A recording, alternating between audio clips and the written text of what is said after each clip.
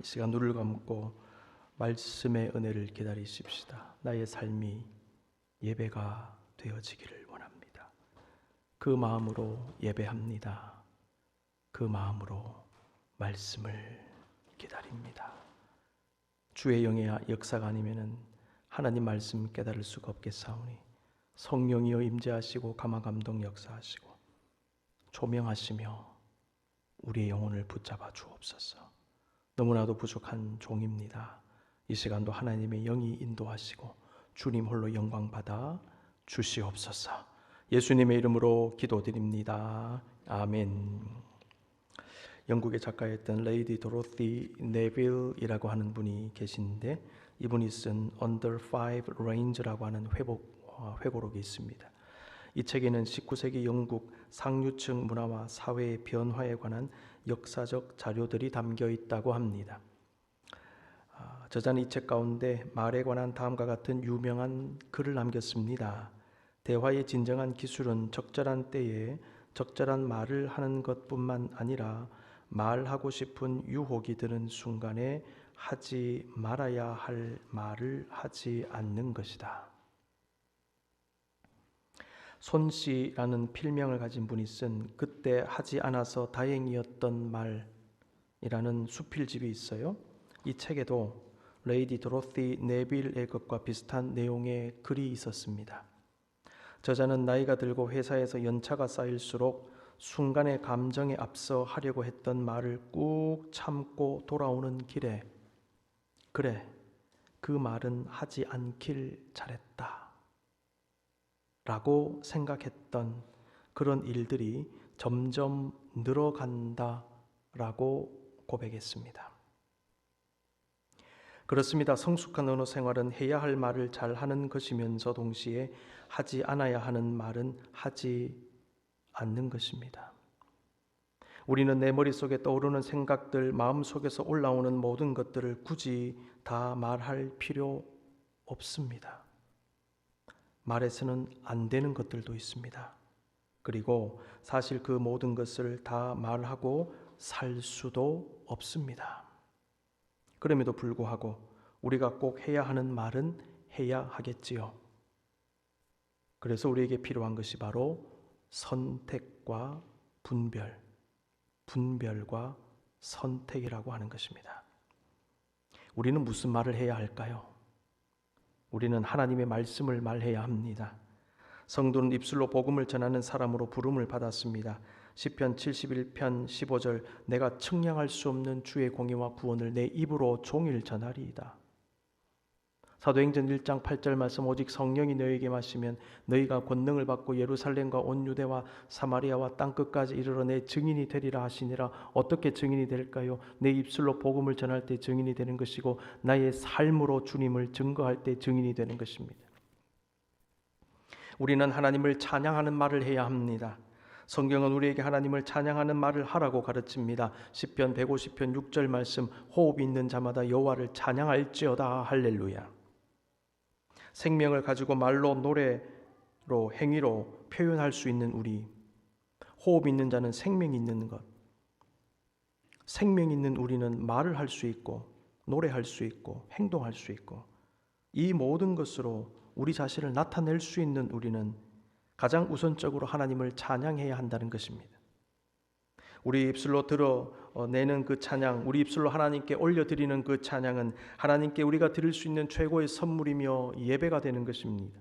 히브리서 13장 15절 말씀 그러므로 우리는 예수로 말미암아 항상 찬송의 제사를 하나님께 드리자. 찬송은 제사, 찬송은 예배가 되는 것입니다. 이는 그 이름을 증언하는 입술의 열매니라. 여러분 어떤 입술의 열매를 맺고 계시나요? 믿음의 사람은 사랑과 위로와 격려의 말을 해야 합니다. 고린도후서 1장 3절 4절입니다. 찬송하리로다 그는 우리 주 예수 그리스도의 하나님이시요 자비의 아버지시요 모든 위로의 하나님이시며 우리의 모든 환난 중에서 우리를 위로하사 우리로 하여금 하나님께 받는 위로로서 모든 환난 중에 있는 자들을 능히 위로하게 하시는 이시로다. 너희가 하나님의 위로를 받지 않았느냐? 그렇다면 하나님으로부터 받은 위로를 가지고 너희도 다른 사람들 위로하라 말씀하십니다. 위로의 말. 우리는 서로에게 용서의 말도 해야 합니다. 골로새서 3장 13절 누가 누구에게 불만이 있거든 서로 용납하여 피차 용서하되 서로 용서하되 주께서 너희를 용서하신 것 같이 너희도 그리하라. 우리는 서로에게 그리스도의 덕을 세우는 말을 해야 합니다. 에베소서 4장 29절 무릇 더러운 말은 너희 입 밖에도 내지 말고 오직 덕을 세우는 데 소용되는 대로 선한 말을 하여 듣는 자들에게 은혜를 끼치게 하라. 데살로니가전서 5장 11절 그러므로 피차 권면하고 서로 덕을 세우기를 너희가 하는 것 같이 하라. 덕을 세우는 말을 하라. 믿음의 사람은 감사의 말을 해야 합니다. 에베소서 5장 20절 범사에 우리 주 예수 그리스도 이름으로 항상 아버지 하나님께 감사하며 삶을 살다 보면 얼마나 불평이 나올 때도 있고 내 마음대로 안 되고 만족이 안 되고 마음이 어두워지고 근심, 걱정, 불안에 시달리고 기쁨을 잃어버리고 마음에는 불만이 가득하고 감사를 잃어버리는 것입니다. 여러분 그러한 때에 의도적으로 감사하십시다. 불평과 불만의 껍질이 삶을 감싸고 있는데 우리는 그 껍질을 벗어버리고 그 안에 들어있는 감사의 조건들을 발견하여 빼내어 하나님께 드릴 수 있어야 되는 것입니다. 의도적으로 감사하십시오. 그렇다면 감사의 조건들이 생각납니다. 감사로 우리 마음이 바뀌게 되는 것입니다. 우리의 생각이 달라지게 되는 것입니다. 그렇다면 우리의 삶도 달라지는 거예요. 감사의 껍질로 싸십시다. 우리 모두는 서로에게 축복하는 말을 해야 합니다. 베드로전서 3장 8절 9절 마지막으로 말하노니 너희가 다 마음을 같이하여 동정하며 형제를 사랑하며 불쌍히 여기며 겸손하며 악을 악으로 욕을 욕으로 갚지 말고 도리어 복을 빌라. 이를 위하여 너희가 부르심을 받았으니 무엇을 위하여? 복을 빌어주라고 부르심을 받았다는 것입니다. 이는 복을 이어받게 하려 하심이라. 아멘. 예수님은 심지어 우리를 힘들게 하는 사람도 축복하라고 하셨어요. 누가복음 6장 27절 28절 그러나 너희 듣는 자에게 내가 이르노니 너희 원수를 사랑하며 너희를 미워하는 자를 선대하며 너희를 저주하는 자를 위하여 축복하며 너희를 모욕하는 자를 위하여 기도하라. 네 가지 하라고 나와 있죠. 뭡니까? 사랑하라, 선대하라, 축복하라, 기도하라. 그런데 대상자들을 보세요. 누구를? 나를 다 힘들게 하는 사람들, 나를 괴롭히는 사람들, 나를 모욕하는 사람들이에요. 원수를 사랑해라, 미워하는 자를 선대해라, 저주하는 자를 위하여 축복해라, 모욕하는 자가 있느냐? 기도하라. 우리가 가장 기도하기 싫고 가장 선대하기 싫고 가장 사랑하기 싫고 가장 축복하기 싫은 사람들 아닙니까? 근데 주님 말씀하세요. 그들을 위하여 그렇게 해라. 이 모든 말들은 우리가 반드시 해야 할 말들입니다. 이 말들은 우리 자신과 다른 사람을 시험에 들지 않게 할 것입니다. 도리어 시험에서 건져주는 말들이 될 겁니다. 시험에 들게 하는 말이 있어요. 그런데 시험 든 사람을 건져주는 말들이 있습니다. 우리는 어떤 말을 해야 할까요? 또 한 가지 생각해 봅니다. 사람들의 말 때문에 시험 들지 말자라는 것입니다. 우리는 나의 말로 다른 사람을 시험에 들게 하는 일도 없어야 하지만은 다른 사람의 말로 인해 내가 시험에 들어서도 안 될 것입니다. 우리는 살면서 여러 가지 이유로 상처를 받을 수 있습니다. 우리가 받는 상처 중에 하나가 사람들의 말로 인한 상처예요. 물론 이 부분은 사람마다 차이가 있습니다. 어떤 사람은 상처를 받지만은 그 정도가 약하며 남들보다 내상을 크게 입지 않는 분들이 있어요. 또 입었다 하더라도 빠른 시간 안에 극복할 수 있는 힘을 가지고 있습니다. 그런데 또 어떤 부류의 사람들은 남들보다 더 많은 상처를 받고 아파합니다. 생각이 많으신 분들, 마음이 여린 분들, 내향적인 분들, 조그마한 일에도 마음 상해하고 아파해요. 말로 인해 쉽게 상처를 받는 사람들은 다음과 같은 몇 가지 특징들을 가지고 있다고 하는데 몇 가지 한번 추려서 말씀드려 봅니다. 첫 번째, 인정 욕구가 남들보다 강할 때. 사람들에게 인정을 받고 싶은 욕구가 강할수록 사람들이 자신에 대해 부정적인 말을 할 때 마음에 남들보다 더 큰 타격을 받을 수가 있습니다. 둘째, 어떤 말이나 일어나는 현상에 대해서 부정적으로만 생각하는 경향, 긍정적으로 생각하지 못하고 자꾸만 부정적으로 생각하는 경향이 강한 사람, 그래서 별일 아닌데도 그 일을 너무 부정적으로 그리고 크게 생각하면서 스스로 과도한 부정적인 생각의 늪에 빠지고 그 늪에서 자신의 내면에 스스로 상처를 내는 것입니다. 여러분, 부정적 생각이 강하실 때는 긍정적 생각으로 빨리 스위치하셔야 돼요. 그게 나를 지키는 방법입니다. 부정적인 생각의 늪에 빠지지 마십시오. 내가 다치는 것입니다. 셋째, 사람들의 평가와 자신의 가치를 동일시하는 경향이 강할 때, 사실 나에 대한 사람들의 평가는 내가 가진 가치를 인정하는 것일 수도 있어요. 하지만 그러한 평가가 무조건 나의 가치와 동일한 것은 아닙니다. 평가와 나의 가치를 동일시하지 마십시오. 사람들은 의도적으로 낮게 평가할 수 있습니다. 이 저평가라 그러잖아요. 과대평가할 수도 있어요. 사실에 기반을 두지 않고 잘 모르는 상황에서 그냥 자기 생각을 말할 수도 있습니다. 운동선수, 예술가, 정치인 등을 향한 사람들의 평가, 비평, 비판 혹은 비난은 너무나 다양하고 엇갈리는 경우가 허다합니다. 그러므로 칭찬이든 비판이든 혹은 비난이든 나에 대한 어떤 말이 곧 나의 가치를 그대로 결정한다라고 생각해서는 안 됩니다. 이것은 내가 하는 일, 내가 성취한 것들, 나의 현재 상황 등도 마찬가지가 될 것입니다. 내가 처한 나의 지금의 상황, 내가 가진 것, 내가 이룬 것 등이 나의 가치를 전적으로 나타낸다고 생각하지 마십시오. 나의 진정한 가치는 그러한 외적인 것들, 물리적이며 물질적이며 세속적인 것들만이 온전히 드러내는 게 아니기 때문입니다. 나의 진정한 가치는 하나님이 부여하십니다. 하나님 안에서 진정으로 발견될 수 있는 것입니다. 나라는 존재의 가치는 하나님의 형상으로 지음받은 그 사실이 이미 증명합니다. 나의 가치는 내가 너를 지명하여 불렀나니 너는 내 것이라. 이사야 43장 1절 말씀, 이 하나님 말씀이 드러냅니다. 나의 가치는 나를 위해 예수 그리스도께서 십자가에 못 박혀 죽으신 사실이 확증하는 것입니다. 이것 이상의 가치가 어디에 있습니까? 우리가 나 자신의 진정한 가치에 대한 이러한 분명한 영적인 이해를 가지게 될 때에 사람들의 말이나 나를 둘러싼 세상적인 어떤 것들이 나의 가치를 규정한다라고 생각하면서 스스로 잘못된 마음과 자세를 가지는 그런 문제를 극복할 수 있을 것입니다. 넷째, 과거의 상처를 그대로 가지고 있는 경우. 내가 이미 가지고 있는 과거의 상처가 치유되지 않은 채로 있을 때 지금 듣는 부정적인 말들이나 내가 당면한 부정적 상황으로 인해서 다시 상처를 받을 수 있는 거예요. 왜냐하면 그 상처가 계속 자극이 되기 때문에. 여러분, 그런데 우리가 생각할 것은 예수님의 치유의 역사라는 것입니다. 예수님은 상처 입은 우리를 위해 친히 상처를 입으셨고 상처 입은 치유자로서 우리를 고쳐주셨습니다. 이사야 53장 5절입니다. 그가 찔림은 우리의 허물 때문이요 그가 상함은 우리의 죄악 때문이라. 그가 징계를 받음으로 우리는 평화를 누리고 그가 채찍에 맞음으로 우리는 나음을 받았도다. 저와 여러분의 상처 중할 수 있습니다. 아픕니다. 고통스럽습니다. 그런데 여러분이요, 예수님의 상처를 생각해 보시기 바랍니다. 주님은 우리의 상처 때문에 상처를 스스로 입으셨어요. 우리를 고쳐주기 위해서 고난을 당하시고 상처를 입으신 분이신 것입니다. 그분이 우리를 낫게 해주고 계십니다. 시편 147편 3절, 상심한 자들을 고치시며 그들의 상처를 싸매시는도다.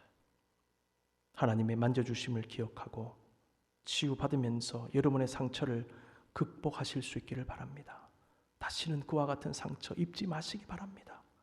그 아픔을 딛고 일어설 수 있기를 바랍니다. 다섯째, 영과 육이 지치고 피곤한 상태에 있을 때 상처에 취약합니다. 연약한 우리는 우리의 영혼과 육체 상태에 크게 영향을 받지요. 우리가 잘 아는 대로 위대한 선지자 엘리야도 사역하는 중에 북이스라엘의 왕 아합과 그의 왕비 이세벨의 탄압으로 남유다까지 도망을 갔어요. 홀로 광야로 들어갔는데 엘리야는 영육의 극도의 탈진을 경험합니다. 하나님께 자신을 죽여달라고 얘기했어요. 너무 힘들어. 하나님, 나 더 이상 못하겠어요. 차라리 나를 죽여주십시오. 얼마나 힘들면 나를 죽여달라고 얘기합니까? 선지자가. 그만큼 지쳐 있었던 것입니다.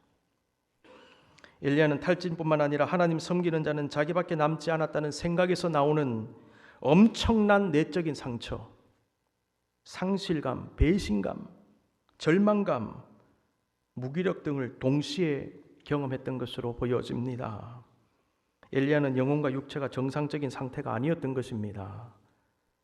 엘리야는 사역을 도저히 감당할 수 없는 상황이 있었을 뿐만 아니라 상처에 너무 취약해져 있었다고 말할 수 있어요. 그 어떤 것도, 조그마한 것도 그냥 그를 막 상처내고 아프게 하는 거예요. 우리 역시 영육이 상하고 지쳐 있다면 쉽게 상처받을 수 있어요. 하나님은 엘리야의 연약함을 아시고는 그에게 떡과 물을 공급하시고 충분히 휴식하게 하심으로 그의 영혼과 육체가 치유되고 회복되게 하셨습니다. 우리에게 필요한 것도 하나님 안에서의 쉼입니다. 그래서 우리 미국 장로교 PCUSA 규정에 의하면 직분자들은 3년 섬기고 그 다음에 리뉴해서 또 3년 섬기고 그 다음에 반드시 1년을 쉬게 돼 있어요. 휴무에 들어가게 합니다.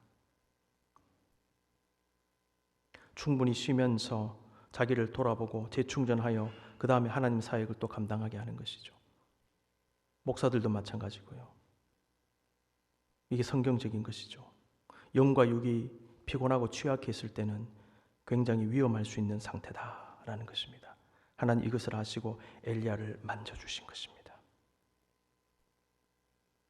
여러분, 다양한 종류의 시험에 들지 않기를 원하신다면, 쉽게 상처 입지 않기를 원하신다면 우리의 영육의 건강관리, 우리의 마음과 생각의 건강관리 매우 중요함을 알고 관심을 기울이실 수 있기를 바랍니다.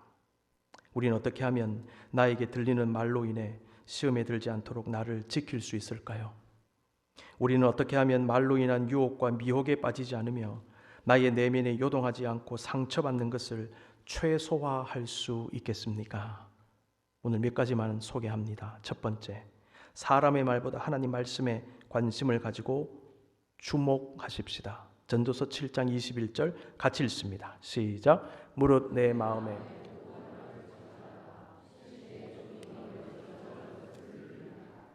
사람의 말, 소문, 정보를 무조건 믿지 말고 마음이 빼앗기지 마시기 바랍니다. 나에 대한 비판을 비롯해서 칭찬을 포함한 나에 관한 말들이 다 맞는 것은 아님을 알아야 합니다. 사람들의 말이 다 잘못된 것이고 부정확하고 왜곡되었다고 생각하면서 듣지 않고 거부하고 무시해서는 안 됩니다. 우리는 사람들의 말을 경청하고 새겨듣고 깊이 생각할 수 있어야 합니다. 그와 같이 생각할 게 있어요. 사람들의 말이 다 맞는 것도 아니다라는 것이죠. 따라서 내가 듣는 말을 너무 믿고 마음이 빼앗겨 칭찬 들을 때는 너무 쉽게 우쭐해하고 교만해지고, 반대로 부정적인 이야기를 들었을 때는 너무 위축되고 낙심하고 심지어 분노해서도 안 됩니다. 자기 마음을 지키고 흔들리지 마시기 바랍니다. 사람은 팩트에 근거해서 말하기도 하지만 많은 경우에 합당한 근거 없이 자신의 추측으로 말할 수도 있고, 의도했든 그렇지 않든 간에 편집하고 왜곡해서 말할 수도 있어요. 뭘 더해서 말할 수도 있고 빼고 말할 수도 있습니다. 아울러 순간적인 감정으로 말을 뱉을 수도 있고, 그때는 그렇게 말했지만은 나중에는 생각이 바뀌어서 완전히 다른 말을 할 수도 있습니다. 이거 경험하시죠? 사람들은 시시각각 변하고 생각이 끊임없이 바뀝니다. 그때는 이렇게 말했다가 나중에 저렇게 말할 수도 있는 게 인간이라는 것입니다. 그러므로 우리는 사람의 말을 존중해야 되지만 너무 믿고 마음을 빼앗길 필요도 없습니다. 우리가 이런 생각을 가질 때에 사람들의 말로 인해 불필요하게 교만해지거나 혹은 불필요하게 낙담하지 않게 되므로 우리 자신의 마음을 지킬 수가 있을 것입니다. 또 한 가지는 우리가 이 세상의 모든 이야기, 정보, 소문들을 다 들어야 할 필요도 없고 다 알 필요도 없다는 것입니다.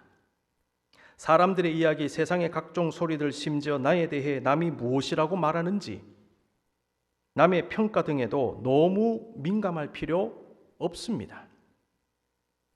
우리는 우리가 듣고 알고 받아들이고 기억해야 하는 것들에 대해서 우선순위를 정할 필요가 있겠습니다. 우리는 정말 들어야 할 것들을 듣고 듣지 않아도 되는 것, 들으면 해로운 것들은 걸러낼 수 있어야 합니다. 우리는 말하는 것도 분별하고 조심해야 되지만은 듣는 것도 분별하고 조심해야 합니다. 나를 지키기 위해서. 우리는 무엇을 우선적으로 듣기 위해 애써야 할까요? 그것은 사람의 말이 아니라 하나님의 말씀입니다. 주의 백성은 사람의 말보다 하나님의 말씀에 주목하고 경청해야 합니다. 이사야 51장 7절, 의를 아는 자들아, 마음에 내 율법이 있는 자들아, 너희는 내게 듣고 그들의 비방을 두려워하지 말라. 그들의 비방에 놀라지 말라. 의를 아는 자들아, 마음에 율법이 있는 백성들아, 하나님 믿는 자들아, 하나님의 말씀을 간직한 자들아, 하나님 말씀을 듣는 자들아, 너희는 누구 말에 더 신경을 쓰느냐 그 말이지요. 내게 들으라. 내게 들으라. 우리의 눈과 귀와 마음은 최우선적으로 주님을 향해야 합니다. 사람의 말에 상처를 느끼고 아플 때에 사람의 말이 아니라 하나님 말씀을 더 듣고 주목하라는 이 메시지를 기억하십시다. 사람의 말로 인한 마음의 어려움을 극복할 수 있을 것입니다. 마음이 좀 아플 때가 있습니다. 상처받을 때가 있습니다. 사람의 말이 힘들 때가 있어요. 그때는요, 빨리 마음을 돌리세요. 하나님의 말씀으로. 하나님이 세미하게 말씀하십니다. 얘야, 힘들지? 너 그 말 너무 신경 쓰지 마. 그 말이 중요한 게 아니고 내 말씀이 중요하다. 그 말에 상처받지 말고 주의 말씀으로 위로받아라. 이 세미한 주의 음성을 들으실 수 있기를 바랍니다. 너희는 내게 듣고 그들의 비방을 두려워하지 말라. 하나님 말씀입니다. 두 번째, 사람 두려워하지 말고 하나님 두려워하라. 사람의 말이 아니라 하나님 말씀에 더 주목하는 사람들은 사람을 두려워하지 않고 하나님을 더 두려워합니다. 하나님을 더 두려워하는 사람은 사람의 평가가 아니라 하나님의 평가를 더 중하게 여깁니다. 이사야 8장 11절에서 13절, 여호와께서 강한 손으로 내게 알려주시며 이 백성의 길로 가지 말 것을 내게 깨우쳐 이르시되 이 백성이 반역자가 있다고 말하여도 너희는 그 모든 말을 따라 반역자가 있다고 하지 말며 그들이 두려워하는 것을 너희는 두려워하지 말며 놀라지 말고 만군의 여호와 그를 너희가 거룩하다 하고 그를 너희가 두려워하며 무서워할 자로 삼으라. 아멘. 성도는 사람들이 두려워한다고 같이 두려워해서는 안 되고 동요한다고 같이 동요하지 말고 오직 하나님 두려워하고 하나님만을 온전히 바라보며 굳건히 설 수 있어야 합니다. 잠언서 29장 25절에 보면 이런 말씀이 있습니다. 사람을 두려워하면 올무에 걸리게 되거니와 여호와를 의지하는 자는 안전하리라. 사람은 욕했다가도 어느 순간 칭찬하고 추앙했다가도 어느 순간 비난하고 경멸하기도 합니다. 그러므로 그 사람 말 듣고 그 사람 따라다니다가는 올무에 걸리는 거예요.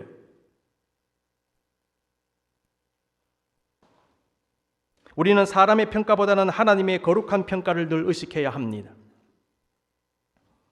우리의 진정한 심판자는 사람이 아니라 하나님이십니다. 하나님을 두려워하는 사람은 하나님의 칭찬과 평가를 항상 깊이 생각하므로 사람의 평가에 휘둘리고 시험에 들지 않으면서 하나님의 뜻을 위해 우직하게 누가 보든지 안 보든지 하나님과 나와의 관계를 생각하며 묵묵히 섬기며 일할 뿐입니다. 하나님을 두려워하기 때문에.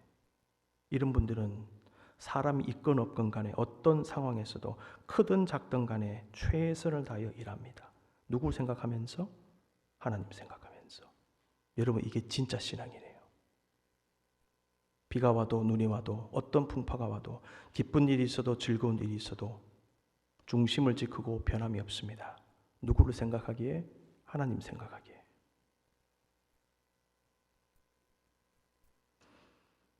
저명한 영성신학자 헨리 나우엔이 쓴 두려움에서 사랑으로라는 책이 있습니다. 헨리 나우엔은 인간은 두려움에 압도되는 존재이며 두려움이 우리의 삶을 채우고 있다라고 말하면서 다음과 같이 글을 씁니다. 두려움이 우리 삶에 두루 퍼지면 우리는 두려움의 집에서 세상을 내다보게 된다. 두려움은 두려움을 낳습니다. 그런데 예수님 우리에게 두려워하지 말라고 말씀하십니다. 성경을 보시면 핵심적인 메시지들이 반복되는 경우가 있는데 그 중에 하나의 메시지가 뭐냐 하면 두려워하지 말라는 것입니다. 예수님은 성령을 약속하시면서 요한복음 14장 27절에서 평안을 너희에게 끼치노니 곧 나의 평안을 너희에게 주노라. 내가 너희에게 주는 것은 세상이 주는 것과 같지 아니하니라. 너희는 마음에 근심하지도 말고 두려워하지도 말라.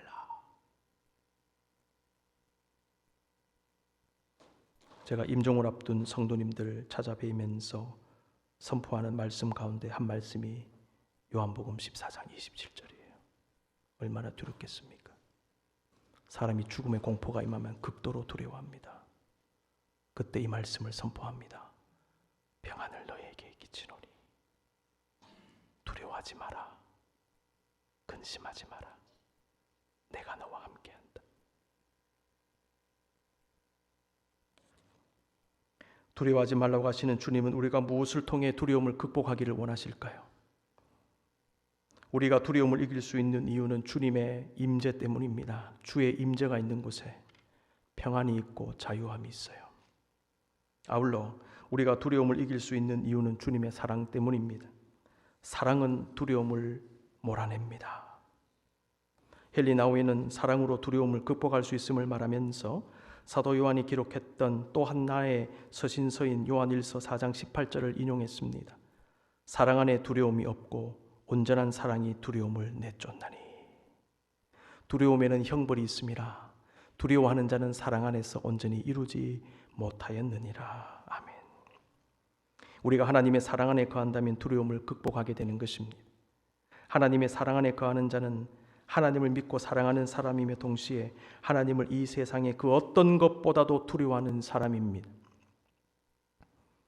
하나님의 사랑은 두려움보다 더 강합니다. 그렇기 때문에 두려움을 몰아내는 거예요. 사랑이 두려움을 몰아냅니다. 그 다음에 하나님을 두려워하는 자는 세상의 두려움을 몰아낼 수가 있는 것입니다. 그래서 시험에 들지 않아요. 세상 두려워하고 사람 겁내면요 시험에 들 수 있어요. 상처받습니다. 그런데 하나님 사랑하고 하나님 두려워하는 사람은 상처에 저항력이 생기는 것입니다. 시험에 들지 않기 위해 강하게 일어날 수 있는 것입니다. 사랑하는 성도 여러분, 이 시간 눈을 감고 우리를 향하신 주의 메시지에 잠시 귀를 기울여 보십시다. 하나님을 온전히 신뢰하고 사랑하며 두려워하는 사람은 하나님의 인정과 칭찬을 가장 중요하게 생각하고 하나님의 선하신 인도하심을 믿기 때문에 매사에 긍정적으로 생각하며 주님이 부여하신 자신의 존재 가치를 인식함으로 자존감을 회복합니다. 아울러 주님께서 자신의 과거의 상처와 지치고 상한 영혼과 육체를 치유하시고 회복하여 다시 일어서게 하심을 경험함으로 인생길에서 얻는 시험과 상처에도 불구하고 결코 무너지지 않고 보다 강하고 성숙한 모습으로 오늘의 삶을 살아갈 수 있을 것입니다. 여러분 기도하십시오. 주님의 사랑이 내 안에 가득하여 두려움을 몰아내게 해주십시오. 사람 두려워하고 세상 두려워하는 것이 아니라 주님을 온전히 두려워함으로 세상적 두려움을 몰아내게 하시옵소서. 쉽게 상처받지 않게 해주십시오. 쉽게 시험에 들지 않도록 우리 자신을 지켜 주시옵소서. 주님의 은총을 구하며 잠시 기도하십시다.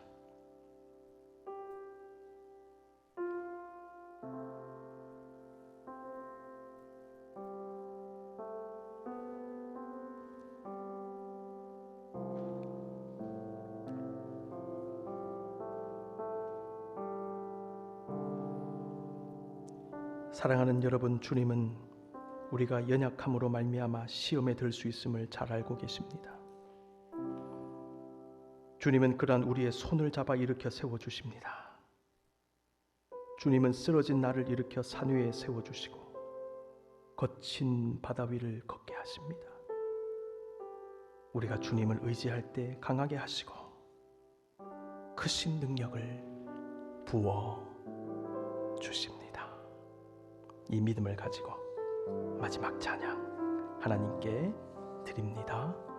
내 영혼 지치고 함께 찬양합니다.